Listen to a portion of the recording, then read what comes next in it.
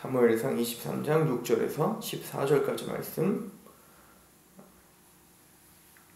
23장 6절에서 14절 같이 공독합니다. 시작. 아히멜렉의 아들 아비아달이 그일라 다윗에게로 도망할 때에 손에 에봇을 가지고 내려왔더라.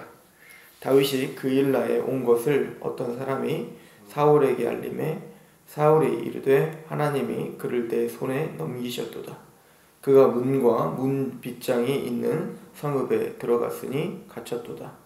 사울이 모든 백성을 군사로 불러 모으고 그일라로 내려가서 다윗과 그의 사람들을 에워싸려 하더니 다윗은 사울이 자기를 해하려 하는 음모를 알고 제사장 아비아달에게 이르되 에봇을 이리로 가져오라 하고 다윗이 이르되 이스라엘 하나님 여호와여 사울이나 나 때문에 이 성을 멸하려고 그일라로 내려오기를 꾀한다 함을 주의 종이 분명히 들었나이다. 그일라 사람들이 나를 그의 손에 넘기겠나이까? 주의 종이 들은 대로 사울이 내려오겠나이까? 이스라엘의 하나님 여호와여 원하건대 주의 종에게 일러 주옵소서 하니 여호와께서 이르시되 그가 내려오리라 하시니라. 다윗이 이르되 그일라 사람들이 나와 내 사람들을 사울의 손에 넘기겠나이까 하니 여호와께서 이르시되 그들이 너를 넘기리라 하시니라. 다윗과 그의 사람 600명가량이 일어나 그일라를 떠나서 갈 수 있는 곳으로 갔더니 다윗이 그일라에서 피한 것을 어떤 사람이 사울에게 말하매 사울이 가기를 그치니라. 다윗이 광야에 요새에도 있었고 또 십광야 산골에도 머물렀으므로 사울이 매일 찾되 하나님이 그를 그의 손에 넘기지 아니하시니라. 아멘.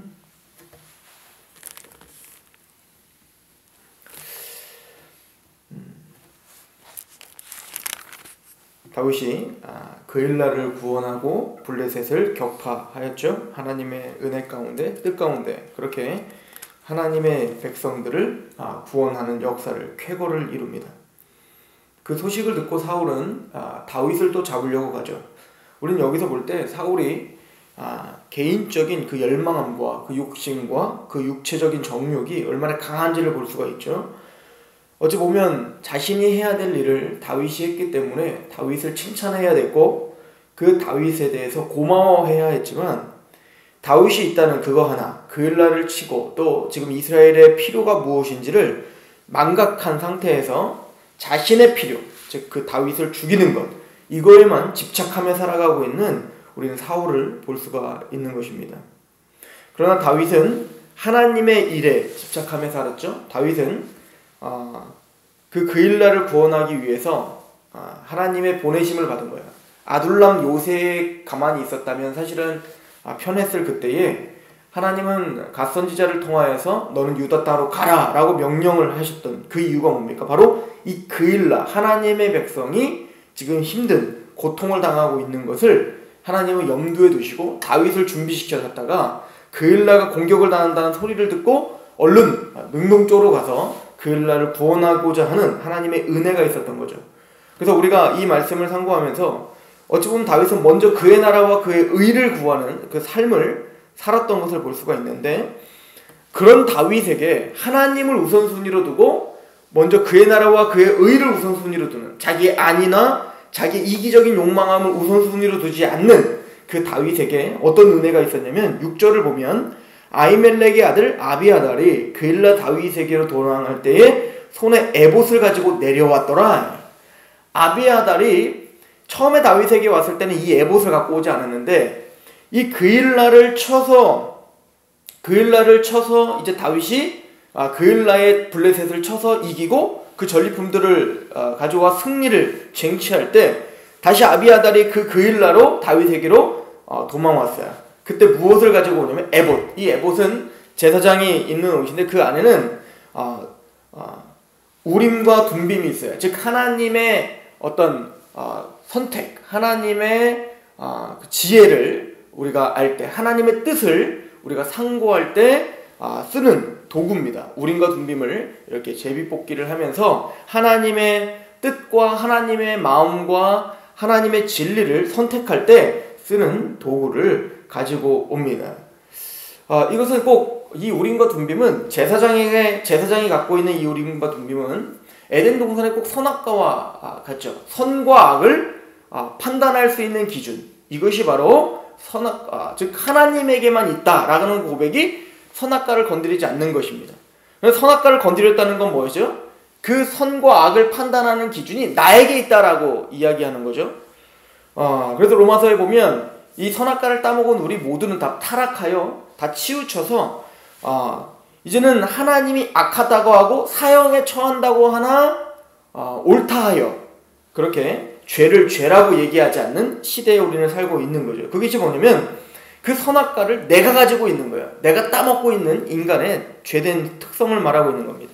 자, 이 이야기를 우리가 상고해 본다면 다윗이 하나님 앞에 하나님의 사람이 언약의 사람이요 그리고 또 하나님을 우선순위로 살아가고 있는 이 다윗에게 무엇이 따라오냐면 자발적으로 누가 오냐면 우림과 둠빔, 에봇이 온단 말이에요. 그 제사장을 통해서 우림과 둠빔이 오고 있다. 즉 하나님의 지혜, 하나님의 음성, 하나님의 말씀이 다윗과 함께하고 있음을 보여주죠. 그래 이 우림과 둠빔은 사실은 누구에게 있었던 거냐면 바로 사울 왕국에 있었던 거잖아요. 사울 왕국에 소속된 제사장들이 갖고 있었던 그 에봇을 가지고 다윗에게로 온 겁니다. 즉 이제는 사울에게서는 하나님의 그 지혜의 선택, 하나님의 선악과가 이제는 떠나버린 거죠. 이제는 사울은 하나님의 선택을 믿습니다. 하나님의 말씀 앞에 순복합니다가 아니라 이제부터는 사울은 내 판단, 내 기준, 내가 좋으면 그게 선이고 내가 싫으면 그건 악이라고 하는 그 잘못된 판단에 이제 사로잡혀 사는 사울을 상징적으로 보여주고 있는 거죠. 즉 그 에봇이 떠났어요. 그래서 바로 이 에봇이 떠난 장면을 보여주고 7절에 어떤 장면이 나오냐면 다윗이 그일라 온 것을 어떤 사람이 사울에게 알림해 사울이 이르되 하나님이 그를 내 손에 넘기셨도다. 이제 지가 알아서 판단하는 거예요.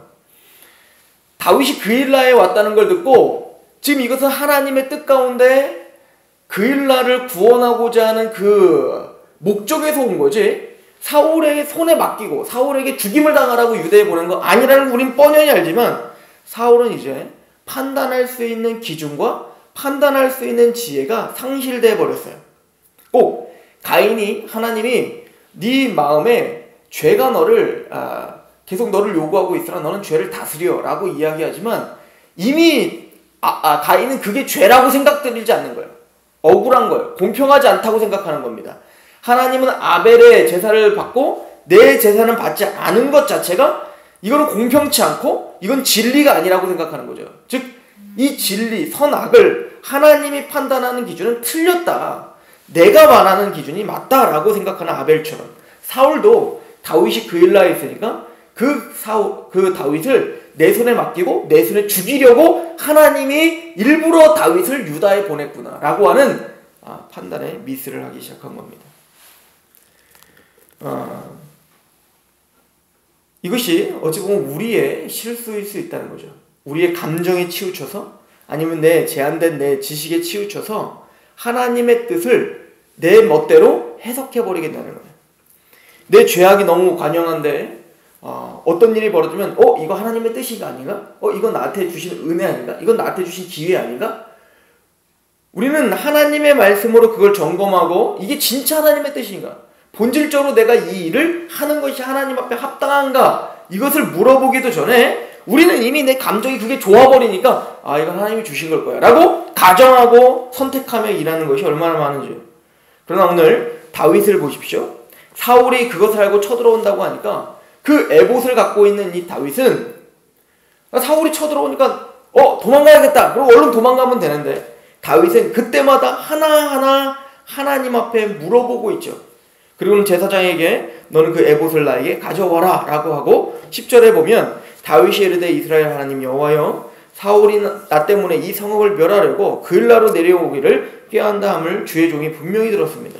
그일라 사람들이 나를 그의 손에 넘기겠습니까? 주의 종이 들은 대로 사울이 내려오겠나이까? 이스라엘 하나님 여호와여 원하건대 주의 종에게 일러주옵소서 하니 여호와께서 이르시되 그가 내려오리라 하신지라. 즉 순간순간을 하나님 앞에 물어보고 가는 거죠.